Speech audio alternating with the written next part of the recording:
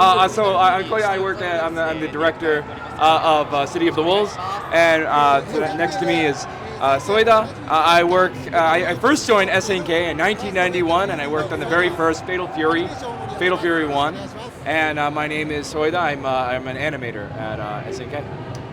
City of the Wolves, a new one-on-one Fatal Fury game in this decade. We're gonna get a lot of fan favorite characters, like from a game that everybody really loves. Anyone who knows about Mark of the Wolves loves Mark of the Wolves. And just to see this game finally move forward into the current generation of what SNK has been doing with fighting games, what has it been like to bring this franchise up to like modern times? Just put it simply, right, with King of Fighters 14, we used our own engine for that, but after other games installments, we switched over to the Unreal Engine. And so we've gone about 2 or 3 games now of utilizing the Unreal Engine to make new fighting games, and we've taken it. So right now, the City of the Wolves is a culmination of all that information and all the talent that we learned throughout those other games, that we've been able to put it into this one singular video game. So it's something that we're very proud of. When you bring up Mark of the Wolves, it's such a beloved title. How much pressure was there to like make sure that when you tackle Fatal Fury again, when you bring up City of the Wolves, to make sure that you just get it right? So, of course, City of the Wolves, yeah, you're right. We definitely really deeply understand that Mark of the Wolves is a game that many people really love, and truly, it's withstood the test of time. Still a lot of players today. And so we're keeping that in mind as we're developing this new installment, City of the Wolves. I'm coming at it from a new modern angle, right? I'm young, so I'm developing it for modern audiences. But at the same time, we have legendary artists, animators, directors still in the company. So we have Kuroki-san, we have Soida-san here, we have Oda-san, who were there when the very first Fatal Fury games were made. And so taking in a lot of their advice into account, we're taking that and putting it into the game to make a game that not only has that Garou feel to it, it has that Fatal Fury feel, but it also has a modern flair to it that we're making it, and that we hope that everybody will really enjoy. That brings up an interesting point too, is that like having played a little bit of it today here at EVO, I saw the SPG system is back. The form of and a lot of the super systems are back, and then there's just like the smart combos. There's ways to make this. There's stuff in the game that already kind of makes this more accessible to new players, while people like me that have played those old games, it feels natural. It feels like getting back and jumping on a bike that I haven't ridden in 10 years. Mm-hmm. And how difficult has it been to like pursue that balance between like appeasing old heads like me and also appeasing newcomers to the series? Yeah, definitely. We took strides to make sure that if there are new players coming in, that we have the smart style, right? So they can just come in and press buttons, and really cool shit happens on the screen. And we meant to make sure that players that are new to even just fighting games in general can play, can jump in and enjoy it. Even not just old heads, even SNK fans, but people who are well established even in the fighting game community. We have the arcade style there that people want proper inputs, and they don't want to lose out on that, and they want to feel like they really have control of the character. We also have that there for them as well. So there are things that we definitely want to take into account when we were making this game, and we kept all of those people in mind. And we're seeing like the roster fill out. We've seen T.O.P, we've seen Marco Rodriguez, B. Jennett, and then Kevin Ryan was revealed today. And I'm curious, like, with so many fan favorite characters in the Fatal Fury series, how has the team approached kind of deciding like, where do you put in new characters? Where do you reveal older characters? Where do you bring the characters back, and how do you make them refreshed for like newer audiences? So there's actually 2 points I want to bring up about that. So the first one is that the original Mark of the Wolves left us with a lot of homework on our plate. We had a lot of unresolved endings that characters and that fans really want to see get resolved, right? So Rock, what happens to Rock? What happens to Hotaru? What happens to a lot of other characters? And so we want to make sure that fans a long time ago, they've been waiting 25 years, that they get a proper conclusion for those characters. And that's why you're going to see some of these characters return from Mark of the Wolves. That being said, we do have some new characters right now. There's Preacha that joined. And since this is the next installment of Fatal Fury, we're going to put some new characters in there so that they can also carry this lineage on. onto the next series of games, right? So we definitely want to set that up as well. So we want to have something new and a little bit of old. We want to have a nice balance of that, for sure.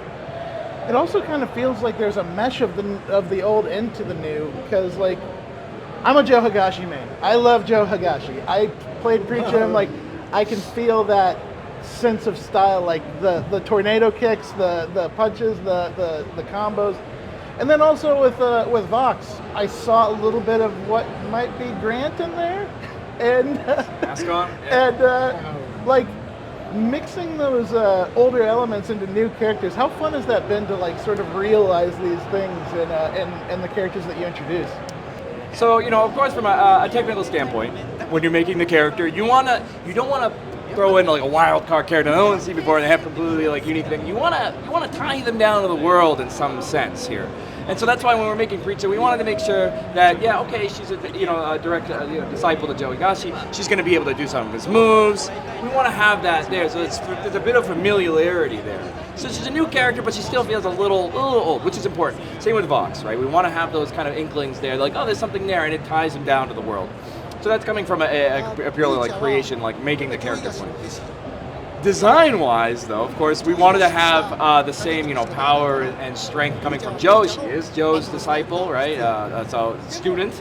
So she's definitely coming in like a little bit hot-headed. But one of the things that she needs to also have, she needs to be goddamn cute about it. So all of her moves, she has to be adorable. And that was one of the things that they wanted to make sure that, she's not coming off too strong, like wanted to be cute and kind of, that was one of the things that they really wanted to touch on. So. And with this franchise having like decades of experience behind it, like it's worth noting that when Mark of the Wolves came out, like you couldn't do updates to it. Like and at a certain point it became what players might consider a solved game, where the meta is kind of solidified. And I'm curious, is it refreshing to finally be in an era with Fatal Fury where you can like adjust to players' reactions, adjust to their feedback, be able to update the game and continue to like keep it, I would say, Fresh or something? Keep it refreshed, keep the life in it, and keep it strong. To where like no one comes out on top clearly over the rest of the roster. So, past games, you're right. Like you couldn't go in and issue patches how you felt, right? But there were certain elements in there that you wanted users to have fun with, but through some other actions they were able to break it and then use it so that it's completely unintended consequences, right? So sometimes, I don't want to say who in the game, but whatever. So there are certain characters that are clearly like OP, but not intentionally. We want to take some of that and at least in this game, and make sure that the characters are intentionally functional and they're playing as they should be, and nothing's being abused. And that's, I think, our role that we're trying to play here when we're balancing it. Of course, we want to have characters still be strong. We don't want to take that away. But we want to keep it so that it's intentionally strong and not like, oh, it's out of our hands now. So we wanted to make sure that we have a close control over it. What has been your favorite thing to work on when designing this game? And can you share any hint of like what you're most excited for the audience to see when it comes to future stuff? So definitely working in the game. I've been in SNK for a while now since SNK Heroines. I was helped developed on that, and of course 15 and Samurai Showdown, and now of course City of the Wolves, right? And so every time working with a new group of people on a new game is always really, really fun, and you always don't really know who you're going to be matched up with, and there's just different ideas and how everything gets across, and each time it's just a fun, refreshing thing. But this time, the one thing that I really enjoyed and I want people to also look forward to is that we put a lot of effort in the dual language support for City of the Wolves this time, so it has English and Japanese. And seeing how a lot of the script that we wrote, there's a lot of lines in the game, but how that kind of translates over to a different language, really interesting to see how that process is, and we really want fans to look forward to that. I know everybody hasn't probably listened to properly like both the English and Japanese trailers and all that, but there's just a lot there, and we're really proud of our work there. I've been with the Fatal Fury series since Fatal Fury 1. He personally made Joe Higashi, so you know. So he's been there from the very beginning, and honestly, speaking from the heart here, it was very kind of sad to see that the series stopped after Mark of the Wolves. But now that City of the Wolves is here, we're developing, we've released it, people are playing it. there's a chance now to take the things that we couldn't do in the 2D Mark of the Wolves and bring it into 3D. There's a lot more information, a lot more technical details in the characters. The person he made also Marco Rodriguez. So seeing a character they made that was only 2D, only flat surface, transition into 3D with all the glory that they were able to do. It's like, honestly, as an artist, as a designer, as an animator, it fills me with so much pride and joy to just be able to work on the series again. And we really hope that fans enjoy it. Very happy. Very, very happy.